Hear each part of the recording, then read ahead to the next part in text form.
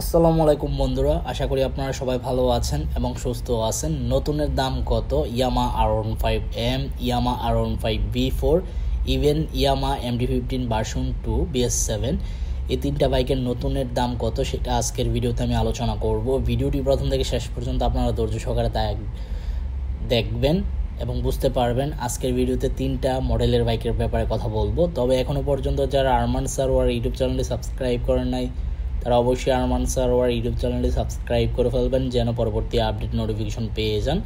বন্ধুরা, ইয়ামা R15B4 বাইকটির প্রাইসই প্রথমে আমি বলি। এই ইয়ামা R15B4 ম্যাট ব্ল্যাক কালার বাইকটির প্রাইস চলতেছে আপনার 5,55,000 টাকা আস্কিং প্রাইস, এবং হোয়াইট কালার R15B4 বাইকটির প্রাইস চলতেছে 5,60,000 টাকা আস্কিং প্রাইস।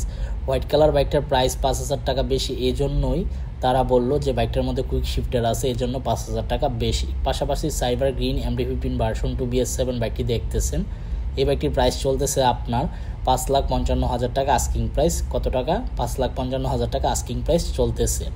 এখানে R15M দুইটা কালারের বাইক অ্যাভেলেবেল আছে। প্রথমে যদি আমি মেটালিক গ্রে অর্থাৎ সিলভার কালার BS7 R15M বাইকটির প্রাইস বলি, এই বাইকটার প্রাইস চলতেছে আপনার 5,75,000 টাকা আস্কিং প্রাইস।